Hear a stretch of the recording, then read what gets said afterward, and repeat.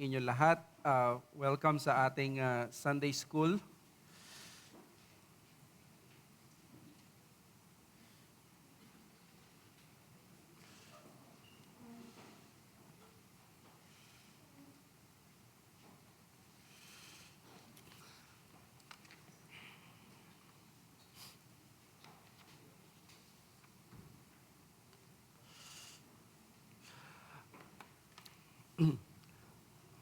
Itutuloy natin yung ating na tigil na series about the theological impossibility of having no divine impossibility. Isa ito sa kinokontra at hindi sinusuportahan o pinaniniwalaan ng mga doktrina ng Doctrine of God or sa theology ng recent na panahon. Pero noon, ito ay expected sa lahat ng mga theologians, ng mga churches, and even na nasa confession. Now, lagi nating naririnig kahit noon na we cannot, kahit nung hindi pa tayo reform, very familiar tayo for sure dito sa phrase na ito that we cannot serve the God that we do not love and we cannot love the God that we do not know. In order for us na makayang mahalin natin ang Diyos natin na sinasamba ay kailangan makilala natin ito. We are all familiar and aware of this. But the problem is, nung hindi tayo pa nagre-reform, usually ang ating pagtitiwala or pag-aaral pagdating patungkol sa Diyos ay medyo shallow or at least nasa surface level lamang. I do not say na wala na tayo sa surface level considering yung depth ng wisdom at mystery ng Diyos.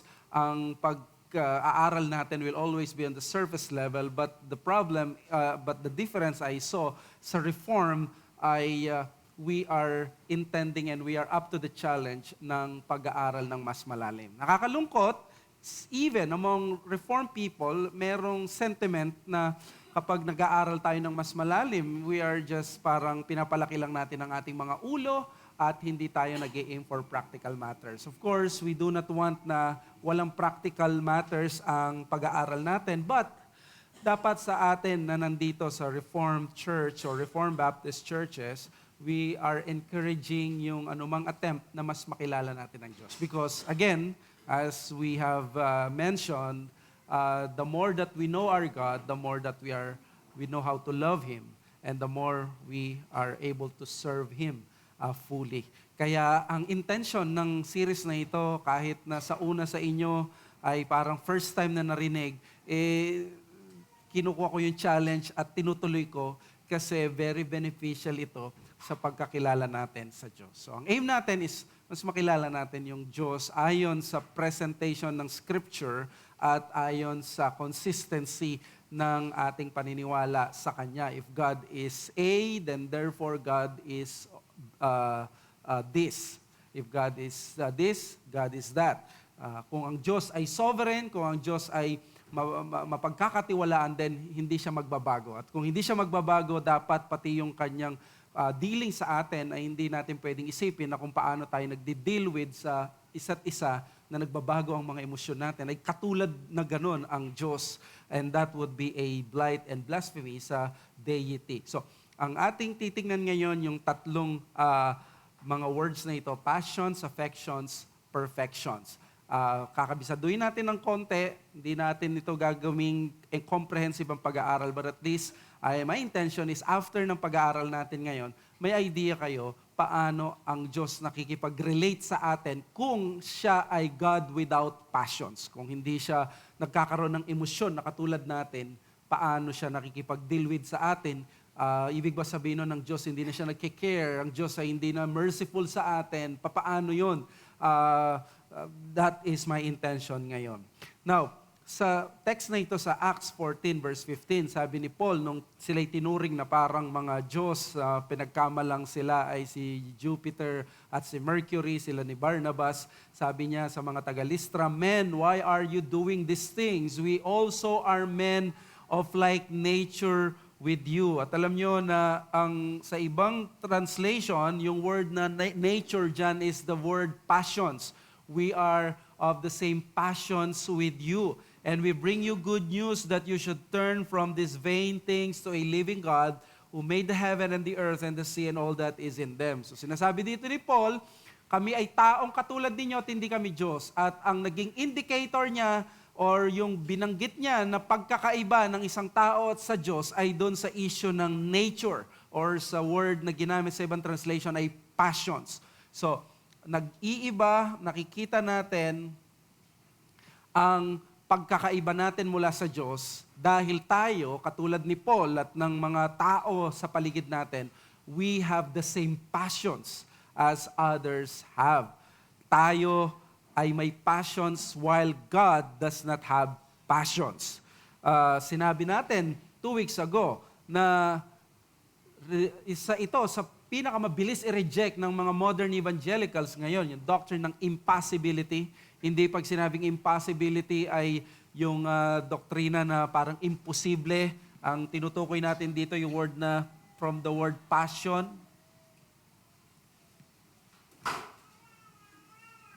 So, from the word suffer, ang Diyos ay hindi nagsasuffer, hindi siya katulad natin. Yet, kahit marami ang nagre-reject nito, still, pinaniniwalaan pa rin natin ito because of its pedigree ng historic church had stood by it and then na-preserved ito sa mga confessions natin.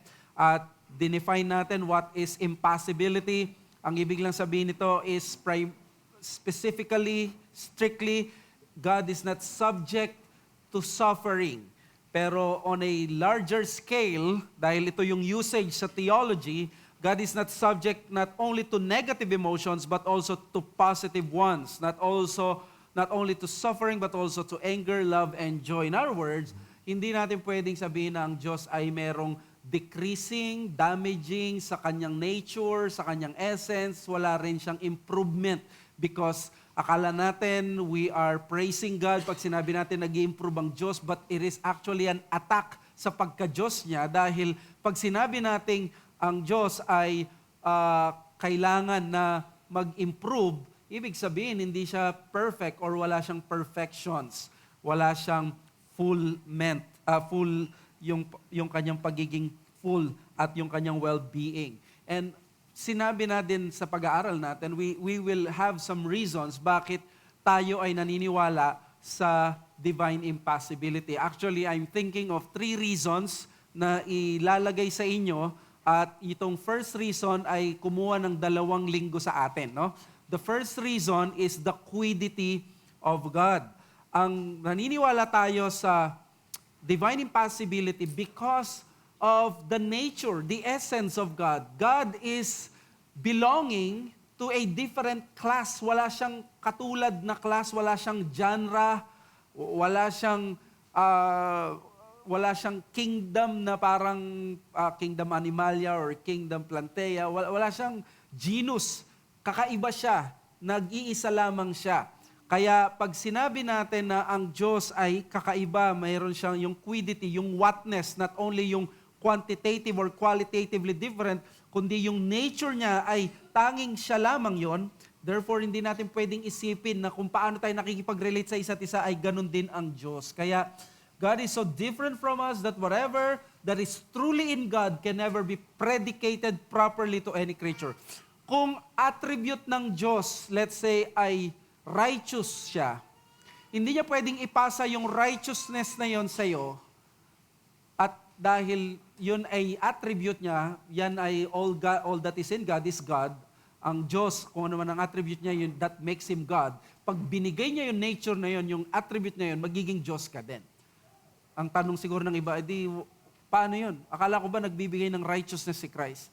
Yun yung sabi nga ni Martin Luther na na-discover niya sa Romans 1:17. There is a righteousness that can be received by faith. Ang tingin niya kasi ang Diyos, galit siya sa Diyos dahil pag inisip niya ang Diyos, righteous ang Diyos, dahil sa nature ng kabanalan ng Diyos, papatayin siya ng Diyos, pahihirapan lang siya ng Diyos dahil makasalanan siya.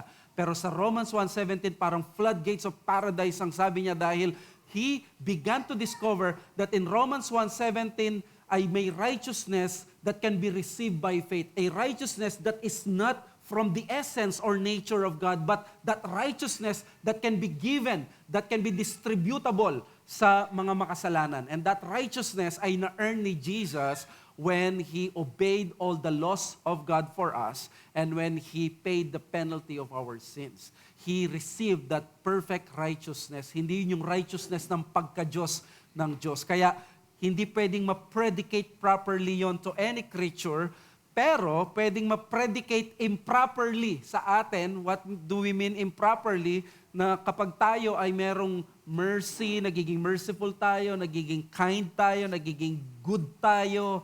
Ang attribute ng Diyos ay merciful, pero na-attribute sa atin yon dahil sa effect ng kanyang biyaya sa atin or ng dealing niya sa atin. But we call that improperly predicated. Ibig sabihin, hindi yun yung essence ng Diyos na ibinibigay niya, but the effects. Okay? Now, the lesson here is that divine impossibility protects the creator-creature distinction by highlighting the whatness of God from the rest of creatures using terms like analogical and metaphorical, anthropopathism, anthropomorphism. So, ibig sabihin na may maintain yung whatness ng Diyos dahil ang ginagamit niya ay metaphorical lang, analogical lamang. No, kapag sinabi ang Diyos, di ba, meron siyang kamay, meron siyang God's hand is not too short. God, the eyes of the Lord is in every place. Alam natin, wala namang literal na mata ang Diyos. But that's just a communication na God knows what happens sa isang lugar. Ganun din sa emotion, pag sinabi ng Diyos, galit ang Diyos. Hindi siya katulad ng galit siya sa atin, but there is that perfection ng Diyos na siya ay righteous, na siya ay just, kaya nagre-respond siya sa creation because that is what He willed to do. Nagre-respond not yung kanyang nature na nababago, but because of His will. Now, sinabi din natin last time, nang una natin pinag-aralan, God's attributes are communicated analogically, not properly. Sabihin, pag sinabi ang God is merciful, ikaw ay nagiging merciful, wag mong isipin yung merciful na yon ay yun yung attribute ng Diyos na naipapasa sa iyo. No, yun yung effects ng pagiging merciful ng Diyos na ipapasa sa iyo, na i-communicate, pero effects yung napupunta sa iyo analogically. Okay? Now, pupunta tayo sa pangalawa. God has divine perfections, not affections or passions. So, aalisin muna natin itong word na passions or affections at tatry natin na sagutin yung mga problema nito dahil sasabihin ng iba, di ba sa Bible, ginagamit mismo ng Bible na ang Diyos ay may affection. Meron siyang affection. So, paano mo nasabing God has no affections and passions? So, may mga dalawang, yan yung una nating issue na titignan. The issue first is, if God is without passions, the question is, does He have affections? Ang pinaka tanong kasi nila dito, yung iba, yes, naniniwala kami walang passions, pero ang meron siya ay affections. In fact, some Reformed people believe that God has affections, but God does not have passions. Pero, ano ba yung mas mainam na belief dito? Well, the problem is this. Pag binasa mo yung mga Reform writers, many of them use passions and affections synonymously. So, kailangan mong maintindihan muna kung ano yung mga specific writings nila. I'll just give two examples. Si William Fenner, sabi ni William Fenner, affections are called passions because they make the soul suffer. So, the key word nag-ooperate na word dito is actually the word suffer.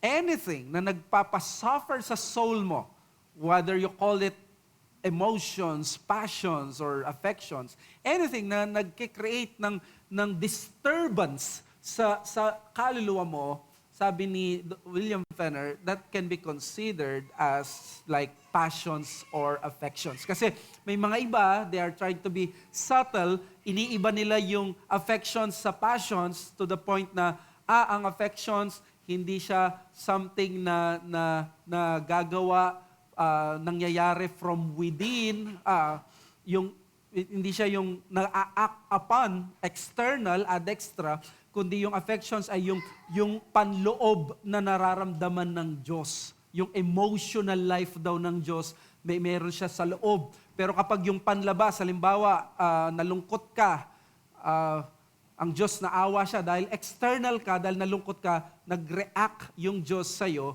nagkaroon ng pagbabago, naging malungkot na rin yung Diyos. Naawa siya sa'yo, nagbago siya. Yun yung passions. Pero kapag yung affections ay yung nature ng Diyos, may ganitong nangyari, yun daw yung affections. Pero sabi ni William Fenner, they're both the same thing because they make the soul suffer. So sabi ni William Fenner sa God Without Passions, this is one reason why the affections are called passions, for they make the soul suffer and the body to suffer. The affections are the passions of the soul. When the heart is affected with a thing, it lets in that thing and it suffers a change by that thing. When a man is affected with anger at a wrong or injury, we say he is in a passion. So the key word here is, ang gustong protektahan ng classical theology is yung pagka-Diyos mismo ng Diyos, nagbabago ba yon? Naapektuhan ba siya? Nadadamage ba siya? Nagugulumihanan ba yung Diyos? Kasi alam niyo sa totoo lang, tempting naman talaga at mas magandang pakinggan na pag nalungkot ako, pag ako ay let's say nagsasuffer ako bilang believer, gusto ko yung Diyos affected siya eh. Yung He cares for me, gusto ko yung medyo, alam mo yon, parang ikaw, di ba, pag nagka-counsel ka, naapektuhan ka. Kaya nga, merong sumikat na word ngayon na hinijack ng mga liberal sa Amerika, yung tinatawag na empathy. Walang biblical word na empathy. Ang empathy is yung pananaw na pag nag-minister ka sa isang taong kinakounselan mo, para mas maging effective ka mag-minister, kailangan maramdaman mo at makasama mo siya doon sa problema niya. Ang biblical word is not empathy but sympathy, which is yung tao, hindi mo kailangang malunod katulad niya, kasama niya na hindi mo na pareho na kayo nalulunod, kundi i-rescue mo siya from a position or vantage point of strength because you have the Word of God. Pwede mo siyang utusan yung nagsisuicide na ganito or ganyan yung dapat mong gawin. Hindi yung pupunta ka sa ilalim at kasama mo siyang malulunod. That is, ginagawa kasi yun ng mga woke ngayon sa Amerika to justify na unawain yung mga taong nagsasuffer, let's say sa mga nade-depress na LGBTQ people. So dapat hindi mo sila pwedeng sabihan na magbago, samahan mo lang sila kung saan sila at unawain. So na-hijack at ang gusto ng tao is that there is a deity na mas naiintindihan ako at naapektuhan siya. Maganda siyang pakinggan, but you know that is the start of a very puny and a very weak God. Imagine mo ang Diyos kung totoo yun, na naapektuhan siya. Ang pinaka-stress na being ngayon ay ang Diyos. Ang daming mga problema ng mga tao na nanalangin sa Kanya. Ang daming mga baka hindi natataranta at nagpapanik na ngayon ng Diyos kung totoo ito. Kung sobrang affected siya. But you see, we can tell our people sa preaching, you trust God because He's reliable, because there's that belief na kahit bilyon ng mga taong tumatawag sa Kanya na may problema, hindi siya naapektuhan at na-endanger, hindi siya nadadamage, hindi siya nagkakaroon ng parang pagkagulumihanan, hindi siya katulad ko na kapag dumadami yung problema ng mga members or ng mga hindi ka maapektuhan, hindi ka matulala. Ang Diyos hindi siya natutulala. Magandang pakinggan na yung Diyos ko na naapektuhan siya sa akin. Parang ang ganda yatang tignan na dahil ako nagtatampo ako sa Diyos, ang Diyos hindi siya mapakali at gusto akong hindi niya magawa yung kanyang gustong gawin. Di ba minsan ganun ang gusto nating makita kung ikaw ay may paki sa akin, bakit parang okay ka lang. But the truth is, pagdating sa Diyos, it's a different thing. At ito yung in-establish nung pananaw that God has no passions and affections. And even si John Owen, affections are necessarily accompanied with change and mutability. Kapag sabi niya, yung passions, halata naman yan na mayroong change pag nagkaroon ka ng passion. Kasi pwedeng malulungkot ka, mas leles yung lungkot, dadami yung lungkot. Pero yung affections, sabi niya, pati ito, accompanied with change and mutability. Kasi pag sinabing, let's say, mahal ka ng Diyos, dahil sa iyong kabanalan ngayon, mas mahal ka ngayon ng Diyos. Parang nagbago siya at parang ang Diyos, yung pagmamahal niya sa iyo is hindi pa pala ganun ka-kompleto, medyo nagbago. Pag naging unfaithful ka, kokonti yung pagmamahal ng Diyos sa iyo. So, sabi ni John Owen, yung affections natin, they all change also. Affections are necessarily accompanied with change and mutability. Yea, he who is affected properly is really changed. Yet there is no more unworthy change or alteration than that which is accompanied with passion. So, yan. Talagang nagkakaroon ng change kasi nga affections eh. If that person or if that being is affected, nagkakaroon ng change sa kanya. Whether sabihin mo, medyo, alam mo yun, medyo kinabahan ng konti, nagkakaroon ng change. Kasi nga yung kanyang stability before, medyo nagkaroon ng challenge because of what happened na naramdaman niya doon. So, in this said usage, passions and affections are both employed on creaturely activities. At yun yung point natin. Bakit we believe that passions and affections, they do not belong properly sa Diyos because these are creaturely activities.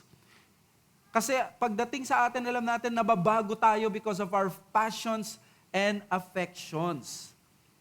Kaya, let me just quote din si Renihan. Affections and passions as we know them are not necessarily bad, but they are creaturely.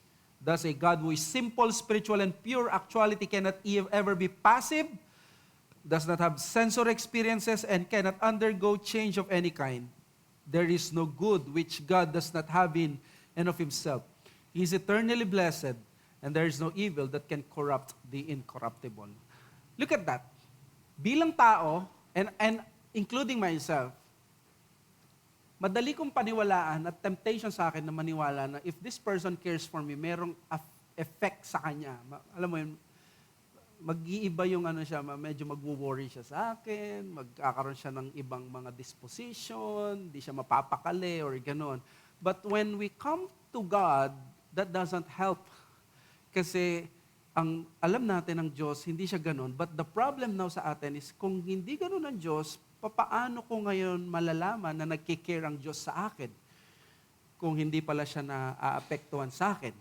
Hindi ba parang ang Diyos natin ay, yun yung sinasabi nila Clark Pinnock, ang Diyos ng mga divine, ng mga classical theologians ay isang Diyos na malamig, isang Diyos na manhid, isang Diyos na, mga words ninyong mga sa Valentine's, malamig, manhid, walang pakiramdam, hindi marunong magmahal, hindi marunong. So, yun yung tingin natin. So, yan ang itatry nating isolve. So, lesson muna, in this way, God does not have passions or affections because affections presented here assumes change in the Godhead. So, tandaan natin, if you believe na may affections ang Diyos, okay, diyan ka muna, basta tandaan mo, ang kinokontra lang naman natin, yung word na change. The operating word terminology dito, yung word na change.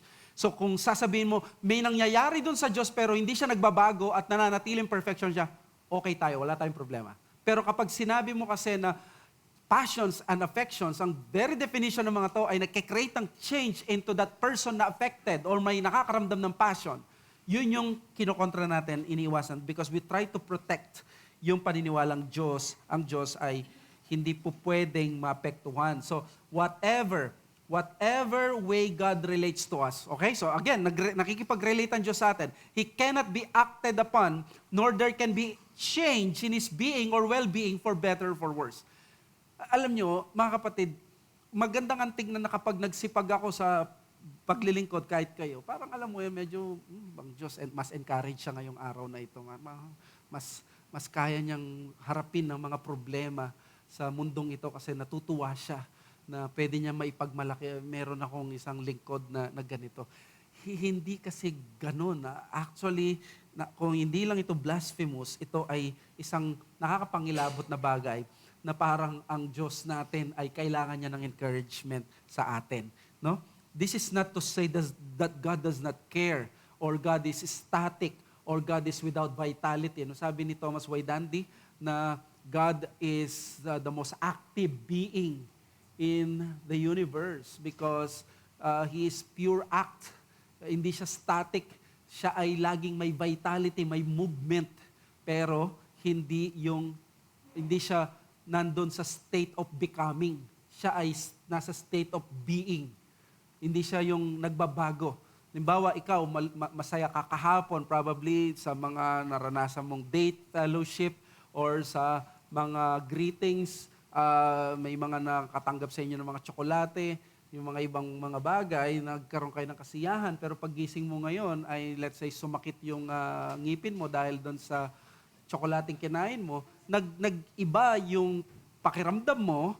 So, yun yung sinasabi natin na merong effect sa being mo na dati hindi ka pala ganun ka-whole na naapektuhan ngayon pati yung health mo. At yung dati hindi ka ganun kasing saya, mas naging masaya ka. Ang Diyos, hindi siya ganun. While He cares, hindi siya ganun nakikipag-communicate at relate sa atin. It only means that God is not like us as creatures who are usually swept by our emotions and are subject to change because of our emotions. So, wag nating isipin na nag-i-improve ang Diyos at we are actually doing Him a favor. No.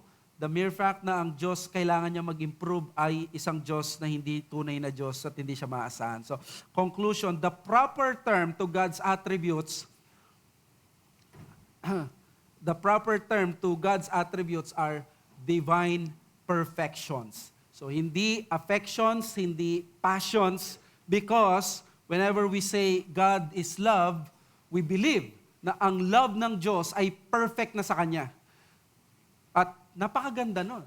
Kasi kapag sinabi mo na hindi ito passions na love, pwedeng maapektuhan ito, depende kung i-reciprocate mo o hindi. Pero dahil ang love ng Diyos ay perfect, hindi na ito mababawasan. Kapag in-apply ito ng Diyos sa'yo, yung love na ito, it is in its full strength. Stable.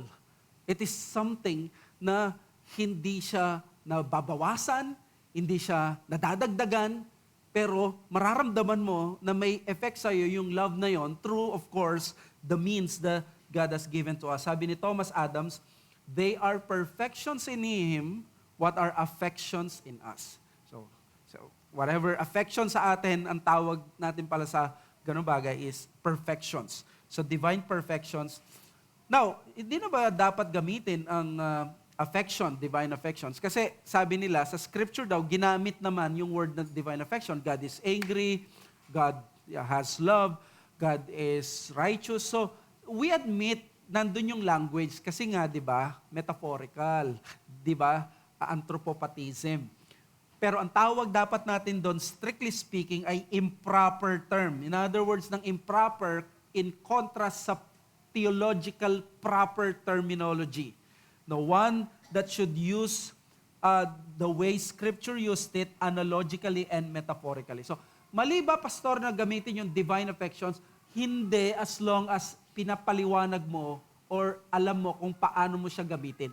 Pero pag ginamit mo yung divine affections and divine passions or emotions na nagbabago ang Diyos, na affected siya, yun yung mali. Okay? So, dito tayo pupunta sa problem number 2. Problem number 2. Ito nga, the Scripture itself attributes affections and passions to God. Pag tinignan natin ang Scripture, God is said to have anger, wrath, hatred, as well as love, grace, and mercy. For example, yung anger. Pag ang Diyos galit siya sa atin, gaano siya kagalit? Kasi pag sinabing, galit ako sa'yo, pero mas galit ako dito. Ibig sabihin, yung anger natin ay nagbabago. Iba. So kapag ang sinabi natin ng Diyos ay may anger, sabi ng Bible meron, pwede ba nating unawain yun na yung anger ng Diyos ay gano'n na hindi siya gano'ng kagalitan Diyos, gano'ng kagalitan Diyos. Kailangan natin paniwalaan na ang Diyos may anger siya sa tao kasi yun ang sinabi ng Bible. The Bible cannot err. Pero, paano natin iintindihin yun? Kasi possible na ang Bible, pag sinabi niyang God is angry, meron siyang paraan na angry siya at hindi siya angry katulad ng iniisip mo. So, ang Diyos ay ganito, katulad siya, angry siya, pero hindi siya angry katulad ng iniisip mo dahil tao ka. So, yun yung tatry natin tignan. And you see, we have maintained that God does not have passions. Ang language ng Scripture, analogical, metaphorical, so that pag sinabing God repents, hindi siya actually na nagsisi talaga. Pero that's his way of communicating na merong divine action. Merong divine action, may action ng deity na dahil nagkasala ang tao, meron siyang ginawa. At ang kanyang naging response sa sin ay nagalit siya. Now, review lang, no, yung simplicity, di ba, God is without parts. Ang gamit dito ng Bible is, alam natin, the eyes of the Lord, the hands, the feet, no? Sabi niya sa Psalm 91, yung wings, ang Diyos may wings. Wala talaga siyang literal na wings because God is without parts, simplicity. Ang tawag doon, anthropomorphism. Anthropos, man. Morphe means change or yung nature or yung physical nature ng tao.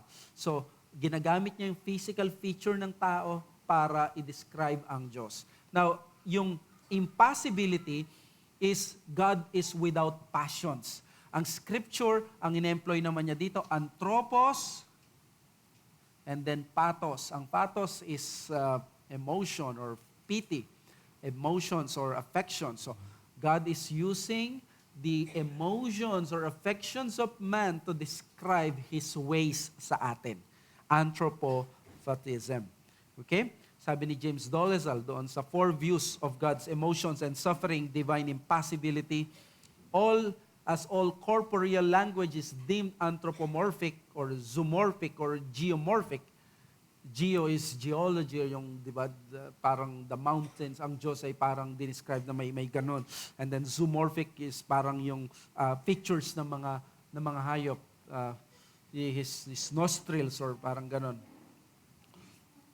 By the immaterialist. So all passion language is deemed anthropopathic by the impossibilist. The impossibilists controlling theological principles that being caused to be is proper only to creatures and therefore must be altogether denied to God. So, God cannot be acted upon. Hindi mo siya pwedeng dagdagan, hindi mo siya pwedeng maapektuhan, hindi mo siya pwedeng magambala because that is the very nature of the Godhead. But, some have tried to reinvent this time-honored doctrine of impossibility with the view na ang Diyos daw, dinikri niya na magbabago siya. So, yes, immutable ang Diyos, pero dinikri niya na magbabago ako. Depende sa relationship ko sa tao. Kung ang tao ay repentant, ganito.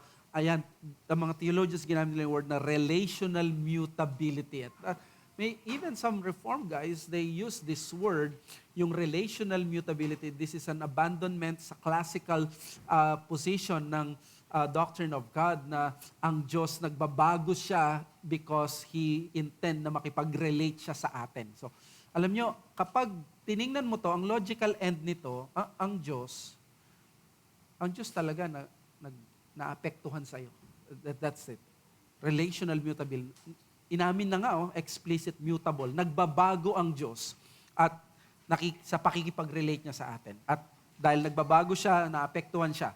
At ang ending nito ay yes, yung process theology, that God does not even know what will happen tomorrow, that God is actually, God is sovereign, but hindi niya control ang lahat ng bagay. Okay. So, the point here is that God deals with us by His divine perfections without Him experiencing any change in His being at all, for good or for bad. So, i-try natin na isatisfy yung scripture na yes, God has affections and passions sa kanyang language, pero hindi pwede ito na ganitong paraan na katulad ng nangyayari sa atin na nababago yung nature niya. So, therefore, we believe na ang Diyos nakikipag-deal with siya sa atin, pero hindi nababago yung kanyang nature, hindi siya nagagambala, hindi naapektuhan yung well-being niya, walang anumang, yung issue kasi dito yung magagandang words, yung word na destruction, corruption, damage, hindi na-damage ang Diyos, hindi siya nate-terrify, hindi siya nako-corrupt, hindi siya nagagambala, hindi siya nate-threaten, hindi siya nasi-shake. Yun yung mini-maintain ng mga theologians, mga classical theologians, na anuman ang mangyari sa mundo, kayang sabihin ng Diyos that God sits in the heavens just laughing at these people na nagre-rebelde sa Kanya. So, sabi ng Psalm 102:25-27, of all you laid the foundation of the earth, the heavens are the work of your hands, they will perish, but you will remain. They will all wear out like a garment. You will change them like a robe, and they will pass away, but you are the same, and your years have no end. Ang doctrine na ito, yung law of entropy sa physics, that lahat ng bagay ay magde-deteriorate pag iniwan mo sa kanilang sarili. But there is one being na hindi magde-deteriorate, hindi makokorrupt, hindi madedecay, and that is God. So, minsan iniisip lang natin yun in terms of longevity. Hindi natin iniisip yun pagdating sa relationship natin sa Kanya. Oo nga, no, kahit pala yung buong church umiyak ng umiyak sa Diyos, hindi magagambala ang Diyos. At hindi siya maapektuhan because God does not suffer. Hindi siya nagsasuffer.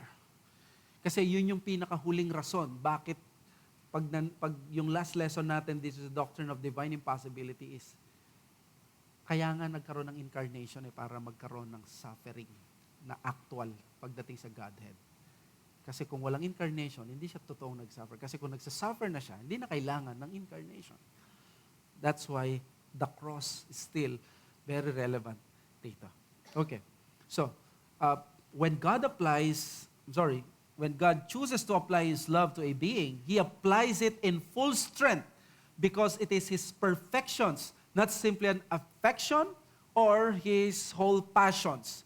So, ito yung maganda sa language ng perfections, na kapag ang Diyos, in-apply niya yung love niya sa iyo, hindi nababawasan, hindi nadadagdagan. That is in its full strength. And then, sabi ni James Dolezal, as impossible, God could not possibly be more loving, caring, or opposed to sin than He is from all eternity. God's passionless love and jealousy are nothing but God Himself subsisting as pure act, whereas their passionate counterparts within creatures are instances of actualized finitude. The distance between these two is nothing less than the distance between being and becoming, between God and all that comes to be true dependence on Him. So, instead of magkaroon tayo ng mga applications sa mga pinapasok ko na dito yung mga practical applications, ang isang makikita natin dito, this is the reason why we cannot follow Kirk Cameron sa position niya, yung famous na Christian actor na nasa Left Behind series, na recently naniwala siya sa tinatawag na conditional mortality. Na darating ang araw, ang Panginoon, dahil God is love, hindi niya makakayanan na for eternity ang tao ay magsasuffer sa hell. So, ang mangyayari sa kanya is that isang araw mag-extinct, mag-annihilate yun, mawawala yun. We cannot accept that because of the doctrine of divine impossibility. Because the doctrine of impossibility is God is always perfect in His righteousness, na kapag nagkasala ka sa Diyos, as long as God lives, nandun yung kasalanan mo na yon. Kailangan mo ng perfect na Savior para mapatawad yon at para mawala, para forever ka na mapalaya. Pero hanggat wala kang kapatawaran mula sa Diyos, as long as God lives, naka-epekto yung kasalanan mo na yon. That is why we believe in the eternal damnation of souls in hell. Because as long as God lives, our offenses sa Kanya mananatili sa Kanya. But then, of course, the good news is yung kabaligtaran. If God is impossible and God is love, in Christ I am forgiven forever. And in Christ I am loved forever by God. I am accepted by God forever. And there is nothing, sabi nga ni Paul Washer, na parang makakapag-alis ng rason para tumigil sa pagmamahal ng Diyos sa akin. Di ba? So yun nga, in full strength yung pagmamahal ng Diyos sa atin. In full wrath din ang kanyang galit pag ginudge niya yung tao sa kasalanan. So it may seem good to think of a God who is moved with our state of misery, but to think of God like that portrays a miserable God who is always in trouble. Kawawa yung Diyos kung ganito siya. Kung maniniwala tayo sa divine possibility that God changes, that God has passions, ang dapat pag nag-gather tayo dito, we all gather to encourage the deity. Kawawa ang deity kung may divine possibility. Kaya nga sabi ko sa series natin, the theological impossibility of having no divine impossibility. So, when God sees our misery, He He does not become damaged in his well-being the way we creatures feel damaged and affected when we encounter misery. If God is affected with our state and the state of the world, then He is in the state of becoming, not being. He is currently suffering and He is in constant state of turmoil, if not panic, in which the logical end is process theology. And we cannot accept that. We cannot believe that this is the God that we serve. Sabi ni Dolezal, a significant underlying concern of the classical impossibility doctrine is to safeguard God's fullness and perfection of being. God cannot be the one whose greatness is beyond measure and who is the absolute creator on whom all creatures ultimately depend. If it turns out that He Himself depends on His creatures or on any other cause for some aspect of His being, every possible being depends for some feature of its being on whatever object rouses it to new states of affection. So, let us retain yung paniniwala na ang Diyos ay nandyan, undisturbed, but yet, the question is, paano siya nakikipag-relate sa atin na masasabi natin God genuinely cares for us habang hindi siya affected talaga sa atin? Now, this is the position of the classical theologians. Ang tawag nila dito is that God relates to us genuinely through His immutable will. In other words, God has decreed, even from all eternity, na ganito siya makikipag-relate sa atin at ipapakita niya sa atin yung kanyang, kung sino siya, based doon sa kanyang dinikri, yung kanyang will. So, if the scriptures use the language of affections, how does God apply these affections to us while remaining immutable or unchanged? So, the answer is God displays His perfections to creation by immutable decretive will. Sa hindi nagbabagong panukala o kalooban ng Diyos, ito yun. So, paano natin papaliwanag ito? Una, God is not subject by time and succession and corruption, and therefore, from eternity past, His perfect will is in accordance with His attributes. So, dahil hindi siya sakop ng time, dahil ang ang time ay created entity, ang Diyos, even from eternity noon, nagkaroon na siya ng decree na ganito siya makikilala at ganito siya makikipag-relate. Sabi ni Renihan, thus, when God displays love or shown mercy or does anything in time and space, it was decreed immutably from all eternity. This connects God's essence to His will and His will to His affections with simplicity and immutability. So, rather than ang Diyos, may nakita siyang sin ngayon or faith sa'yo, ay, ako, may faith yun, apektuhan ako, teka muna, hindi. From all eternity, because God is sovereign, God is all-knowing, God is everything. Ang Diyos, nag-decide siya that this is how He would respond to you and how He would grant you yung bagay na kailangan mo. This is how He would answer your prayers. Kaya, sabi ni, using William Ames dito, yung illustration ng series of preposition, the will of God is single and only one in God. Ang will ng Diyos is unchangeable. The will of God is eternal. So therefore, in one simple, pure act, yun yung key. One simple, pure act, God determines all things that would come to pass. So, to help us, ang sabi ni Benedict Pictet, isang Catholic priest yata to, the will is not to be conceived of as a mode, but as an act. And it is also the very essence of God, since there is nothing in God which is not God, and hence it is plain that this will is eternal, since the essence of God is eternal. This will, moreover, is, as it were, simple and individual, and therefore, God, by one simple and individual act, wills all things, even as by one single glance, He sees and understands all things. So, ganun pala ang pakikipag-relate ng Diyos sa atin. Rather than choosing yung tinatawag na relational mutability, na ang Diyos, pag ang tao, nagkasala siya, magbabago siya sa kanyang sarili, magre-repent ako para, sabi ng mga theologians, para maging makatotohanan yung sinabi ng Genesis 6:5 that I repent that man, I created him in the face of the earth, I want to eradicate him. Para maging totoo daw yun, totoo na naranasan ng Diyos yung ganong mutability or yung change. So, we reject that because that cannot be. What we want to see is, bakit nag-repent ang Diyos? This is a anthropopathism para i-communicate sa atin na ito yung will ng Diyos noon pa.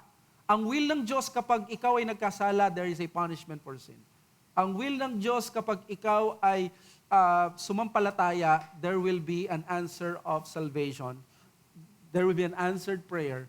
It is the will of God na ang tao, kapag ganito yung kanyang ginawa, ay merong dahil constant at immutable ang Diyos, hindi nagbabago ang Diyos, there will always be the same response pagdating sa Diyos. Through His will, not through His real-time, if I may use the word, real-time affections or passions.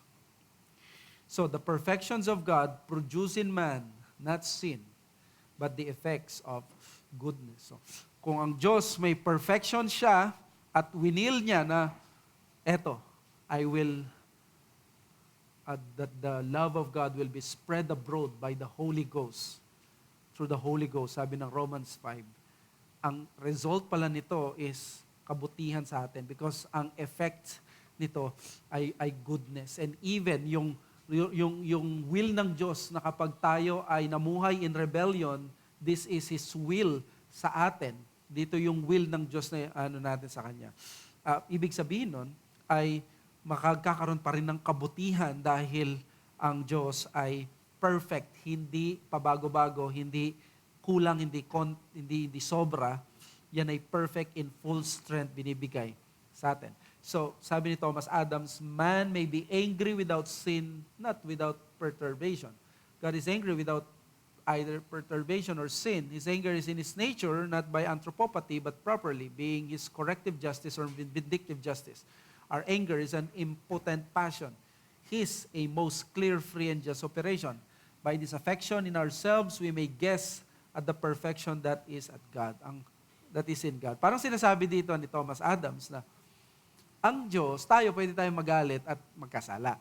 Pero ang Diyos, pag nagalit siya, walang kasalanan doon. Because ang ini-employ ng Diyos, it is His will na kapag nagalit siya, ang nasa-serve ay yung kanyang justice. Nagigets po ba natin? Justice ang result. Yung effect nito is, di ba tayo parang anger natin is revenge ang result. Tayo is pwedeng magkasala kapag angry tayo. But God, pag sinabing angry siya, ang kanyang nagiging result, yung kanyang perfections, lumilitaw yung perfections ng kanyang justice. Lumilitaw yung perfections ng corrective justice niya or even yung vindictive justice or anumang justice that really is consistent with His attributes. Again, si James Dolezal, to put the matter plainly, impossible love causes the creature's good to be, while possible love is caused to be by some good in the creature. These alternatives are mutually exclusive. Either God's love for the creature actualizes the creature's good, or the creature's good actualizes God's love for the creature. The good news of God's impossible saving love is that it freely bestows goodness and loveliness on the morally defiled and unlovely. So, sinasaboy ng Diyos yung love na yon sa atin, yung kanyang perfections, according to His immutable will, at in full strength, nakikita natin yon, especially doon sa cross. At nakikita natin yung kanyang covenant love sa atin. At pawang goodness ang nakikita natin, nare-receive natin mula sa Panginoon. The effects of His impossible, yung kanyang mga perfections. Kaya, with this, ay nakikita natin na ang Diyos na sinasampalatayanan natin ay yung kanyang divine perfections, they are really meant na mas lalo tayong humanga, mas lalo tayong mag-humble down sa Kanya. Dahil kahit defiled at unlovely tayo, we are able to receive these good things through the Lord Jesus Christ. So, our purpose of this, one purpose of these perfections of the Godhead is for us not only to know God and serve Him, but to know Him and be in awe of Him. Para hindi lang tayo maglingkod, kundi humanga tayo, ganito pala yung Diyos na sinasampalatayanan ko. Hindi siya naapektuhan sa akin, but indeed, in His immutable will, He decreed na magkikare siya sa akin, na may full love, full mercy, full grace akong marireceive as I relate to Him. But not because naapektuhan siya, kaya niya ako namamahal or nakokonsensya siya. These are all language ng condescension sa Panginoon. This is the first reason why we embrace divine impassibility. The other two, the next one is because this has been the doctrine of the historic church and our historic confessions. And number three, this is the only explanation why there is incarnation. Questions? Or additional thoughts? For sure, may mga nag-aaral din ng classical theology dito na makakatulong sa atin na pag hindi ko nasagot.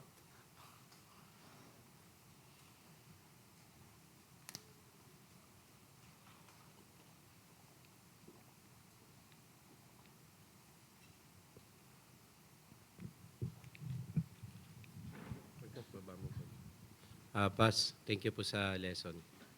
For clarification lang po. So, granted na walang change talaga sa Panginoon in His intrinsic character. How do we then understand yung mga text nga itself that condescends to us yung revelation na, for example, sa Peter 5, 6, and 7, humble yourself under the mighty hand of God so that at the proper time He may exalt you, casting all your anxieties on Him because He cares for you.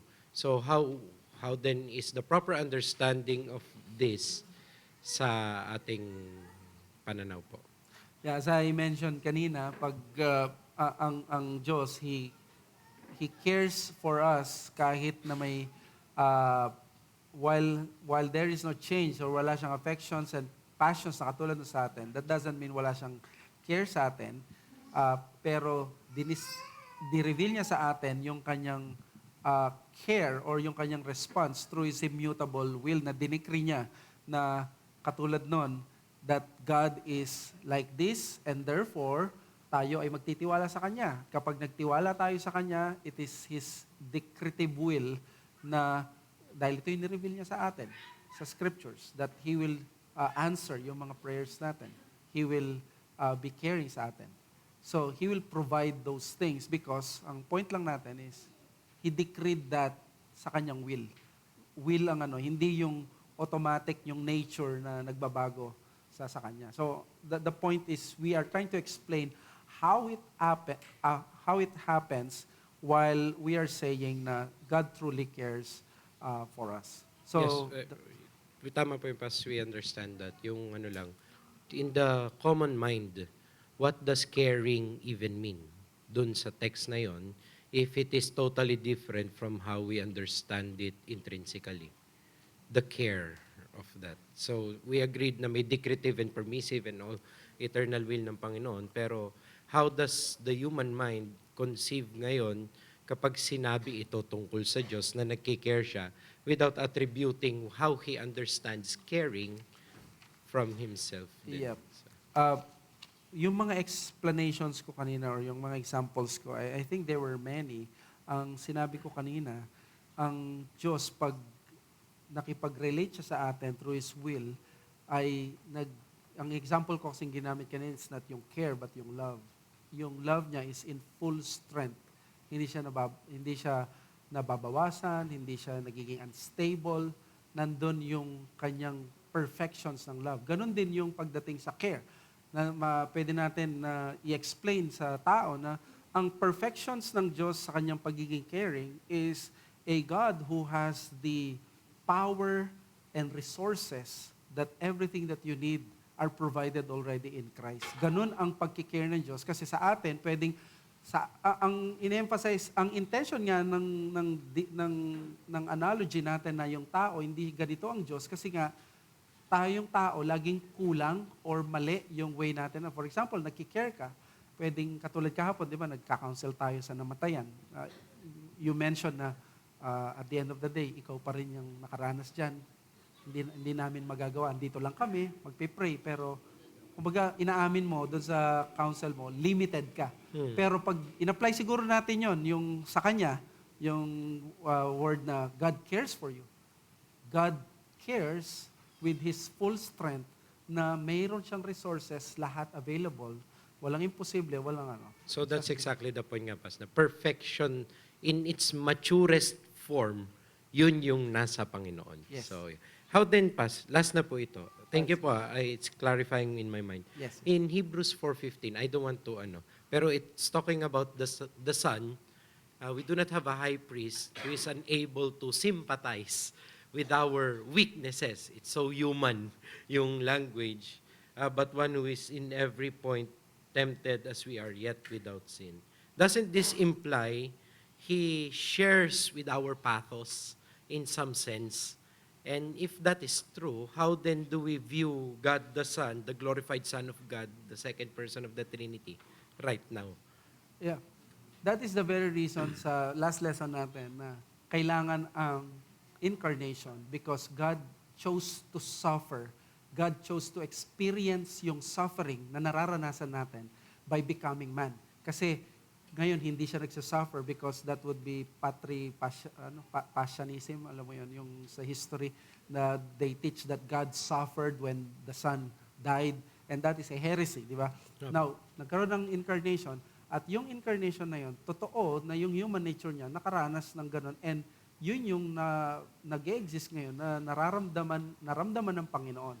Now, in His glorified state, what He experiences is yung sympathy sa atin at yung pangunawa minus sin and minus yung mga bagay na if I'm not mistaken was Mark Jones who said na in the glorified state or even in the human nature of Christ ay sinasyansus ba yun? That which he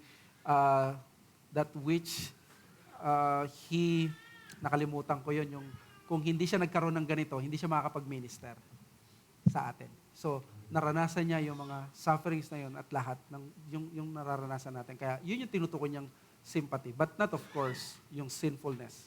So in other words, Pas, just to help the, Yes. how we understand things is, yung sa Panginoon, it's more, not Yes. less. It's not, hindi naman ibig sabihin na it's totally different, na there is not semblance of similarity. How we understand yung sympathy, how we understand yung passions or yung affections sa Panginoon, while maintaining na ibang-iba siya. So, but not less than how we understand it, right? Pas? Yeah, It's more, it's perfect, eternally more, parang ganon. Yes, ang aim nga natin nung lecture natin is wag nating isipin na ganito yung Diyos na katulad natin nagbabago, pero hindi, ibig sabihin, hindi siya nagki-care. So I guess na tama yung phrasing mo, that it should be more rather than less, although different. Opo, kasi yung mind, marami magtatanong na, hindi pala ganun, hindi talaga nagki-care, o hindi pala talaga loving. Pero ang actually nangyayari, sa pag nag-aaral tayo ng perfections ng Diyos, it's eternally greater than how we understand it. Para lang mamimiss kasi yung devotional point na, iba naman kasi yung Diyos. Kaya parang, yun nga, magkakaroon ng separation between ang Diyos na hindi marunong maki-ayon sa kanyang ano. Yeah, thank you dun sa pagdaragdag mo. I think na na-tackle yun kanina yung sa first part ng discussion ng lecture natin na yung Diyos ay this is not to say that God does not care or He is static or He is without vitality. It only means that God is not like us as creatures who are usually swept by our emotions and subject to change because of our emotions. And then binanggit natin doon sa problem number 2 that God applies His love perfectly, His perfections, not simply an affection or His passions. He applies it in full strength na hindi siya na ano. So, yan. Thank you na in-apply mo yun sa care at uh, we had an example kanina ng love. So, we received that. May question pa? Just a thought lang, Pas.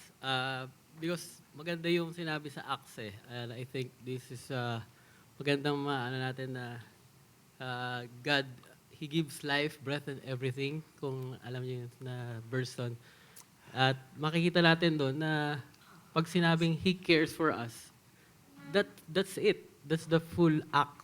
That sabi nga, di ba, that's the pure act and actualization. Perfect act yun ng pagkikare niya sa atin.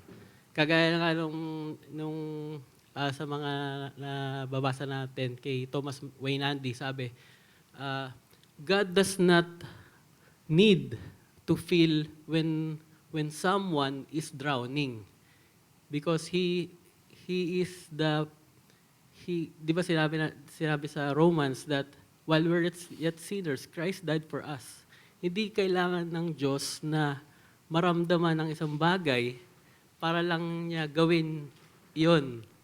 Because He is merciful. Di ba? He is in divine simplicity niya. He is merciful. Siya yung actualization nito. Kaya maganda ma-distinct talaga natin na magkaiba yung sabi nga ni Aquinas, there's no real relation talaga on God to creation, but relation of reason. Because He is the reason while we exist. Walang nabago sa Kanya nung create niya tayo. Yeah, I think yung verse na yun ay sa Acts 17 dun sa Mars Hill na in Him we have life and have our being. We move and have our being. Parang nagigets ko yung point nyo na separately ni Jai, which is yung kay Jai na-explain niya na when God says these things and when we study these things, we just want to emphasize that God is more. And then, ang nakikita kong ina-emphasize mo din, which is I agree also, is that whenever we think of God, hindi lang sapat na dapat madagdagan yung pananaw natin sa Diyos. Kailangan matanggal yung mga ibang mali na pananaw natin when we relate to God. Di ba? Like yung sabi mo, yung drowning. Baka niisip natin ang Diyos kapag lumalapit tayo sa Kanya, ganito, para lang maging effective siya sa atin, ay katulad natin siya or nagiging ganun siya. And that's, I think, yung gusto rin ng linawin ng classical theology whenever we deal with God. Yes po.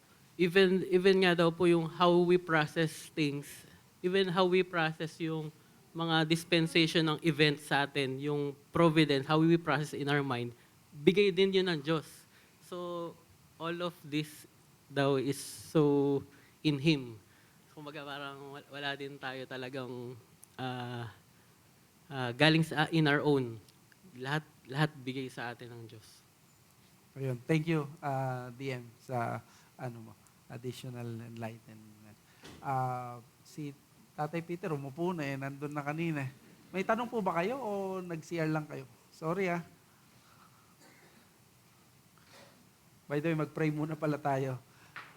Father, we thank you sa natutunan namin and we truly appreciate na mas nalalaman namin ang mga to. And Lord, with one lecture or two, may we not have the impression na alam na namin ang mga bagay na to. There are a lot of conversations at yung pick lang ng interest ng bawat isa sa amin ay malaking tulong na for us na ma-pattern ng aming thoughts after your thoughts so that when we think of you and when we deal with you and relate with you, ay according to sa scripture at hindi ito according sa imaginations ng aming mga minds. Maraming salamat, Panginoon. May you prosper more ang aming Sunday School's lesson na ito. In Jesus' name we pray. Amen.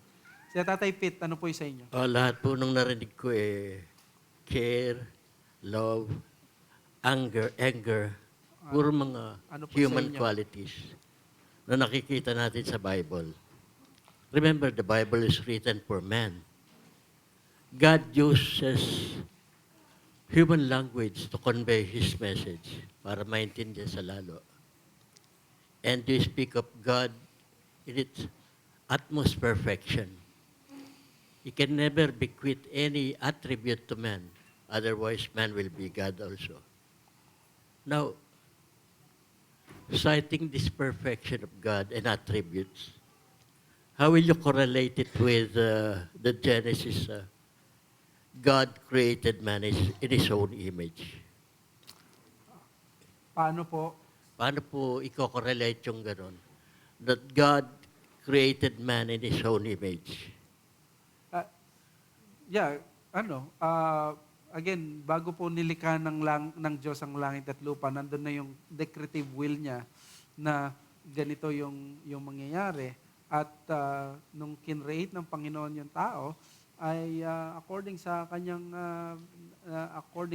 image na meron siyang morality, righteousness, at lahat ng yon. So hindi po affected yung impossibility doctrine natin. Okay po.